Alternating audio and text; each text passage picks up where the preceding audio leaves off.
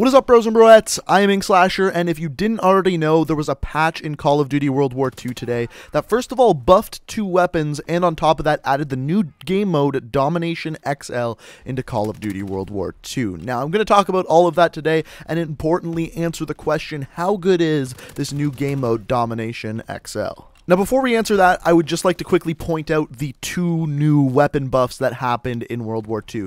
The first of which is to the MP40. What they did to this weapon is they once again buffed the recoil. What this means is that there is less recoil than there previously was. This is not a huge buff whatsoever. In fact, I'm going to go as far as to saying it's almost unnoticeable how much less recoil there is. So, in a sense, it's almost exactly the same as it was before. The second weapon that they gave a little buff to is one that really surprised me, the Type 100. What they did is increase the fire rate. This is interesting to me because I thought this was kind of supposed to be a slower fire rate, more accurate, more range-filled weapon, and now they just bumped up that a little bit, and now it's even better than it already was. And before this date, I said that the Type 100 was probably maybe my number 5, number 6 favorite weapon in the game. I thought it was an amazing gun, and this makes it that much better. So the Type 100 is definitely going to be a weapon you want to give a shot after this patch. Now, the final thing they added, and what this video is about, Domination XL. Now, if you don't know what this is previously,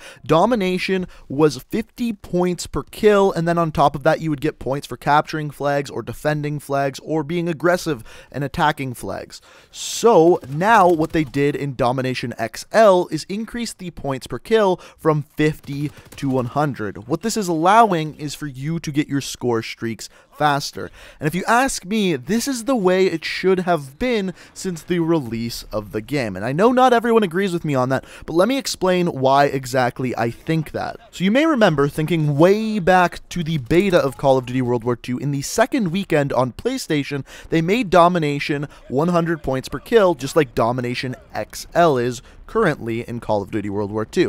And I would say that the majority of players enjoyed it more than regular Domination. And I must mention, in World War II, as of right now, there is both game modes, regular Domination and Domination XL. The difference being XL, you get 100 points per kill.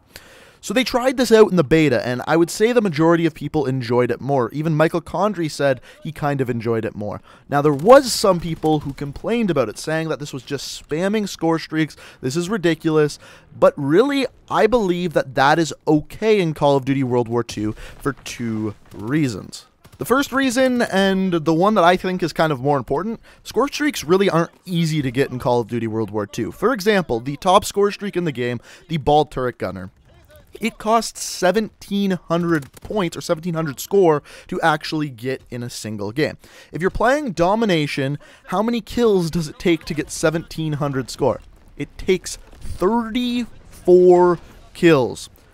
34 kills. This is harder to get than actually getting a V2 missile.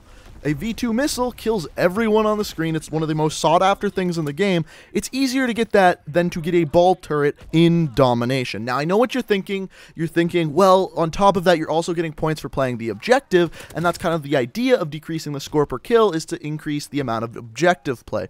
And you're right there, but the problem is you don't get that much score for capturing objectives. For example, in Domination, you get 100 points for capturing the objective. Now, let's say, for example, once again, going for that 1,700 score to get that Ball Turret Gunner. Let's say you capture 3 flags in a life, which is actually pretty good. I would say that's actually really good for a single life. That decreases the amount of score needed from 1,700 to 1,400. Now, you only need to get 28 kills if you're playing Domination. Still absolutely ridiculous. So, they introduced Domination XL, and now it costs 17 kills to get that Ball Turret Gunner. A lot more sensible, but still, I think, too difficult. On top of that, there's another point that people say that by raising the amount of score per kill, it then de-incentivizes taking the objectives. I don't think that's true whatsoever. The incentive to take the objective is still there. You still get the extra points for attacking flags, for killing people while on flags, and for capturing flags. You just get more XP for kills as well. It doesn't de-incentivize it, it just adds extra incentive for kills. This brings in my second point. The second and another big reason why I think that having more score per kill in Domination in World War II is okay is that most of the score streaks in this game really aren't that good. Like I was talking about the ball turret gunner. The ball turret is only gonna get you maybe 6-7 kills if you're very good with it. In fact, on most of the maps in World War II, it's very easy to just stay inside and not get shot by these things. All in all, what I'm getting at is the score streaks in this game are not very good. They don't get you very many kills, especially compared to something like I was just playing, Modern Warfare 2. In Modern Warfare 2, you gotta remember, those kill streaks were unbelievable. All you had to get was 7 kills to get a Harrier, which is almost always going to get you at least 5 kills. 7 kills as opposed to, remember what I said about the ball turret gunner? 34.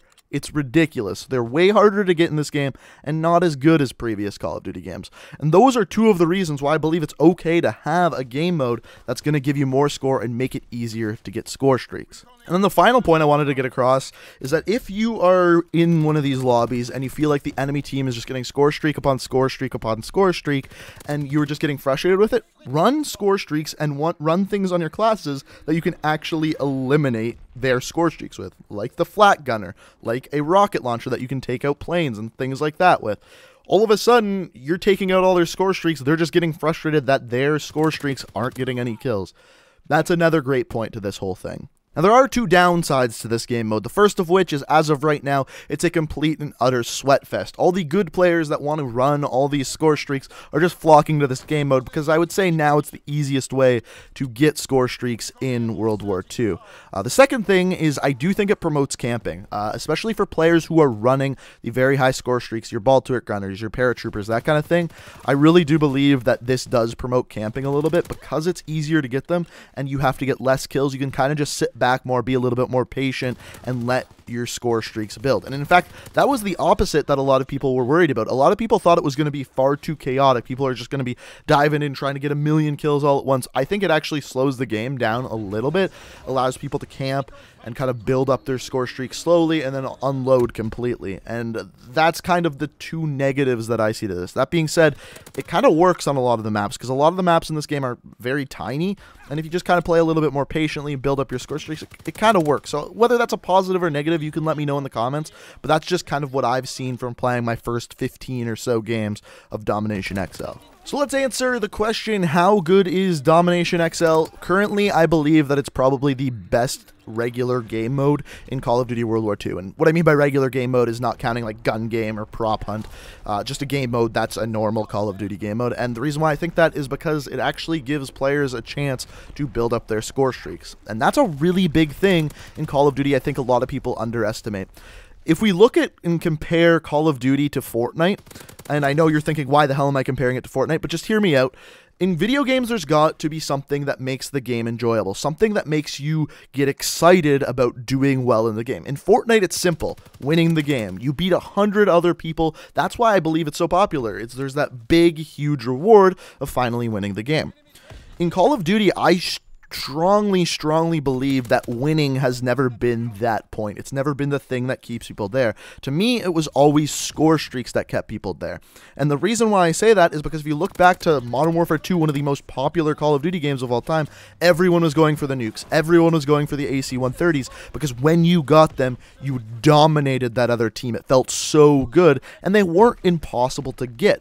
They made the game fun and exciting. In this game, I would have to say that the score streaks aren't overly amazing like they were in World War II, but they're still fun to get. And a game mode like Domination XL actually makes it possible for people who aren't godly at the game to get the top tier score streaks. And for me, I think that is fantastic for the game, and the main reason why I believe this is now the best game mode in World War II. So hopefully they don't remove it, but I'm curious to hear what you guys have to think. Do you disagree with me completely? Do you think it's a bad game mode? Did you not have fun playing it at all? Let me know what you think down in the comments. Also, if you enjoyed the video, be sure to hit that like button, and if you're new to the channel, hit that subscribe button to stay up to date on all my videos. We've got a good one coming tomorrow. But guys, I hope you enjoyed the video. Thank you so much for watching, and until next time, peace out.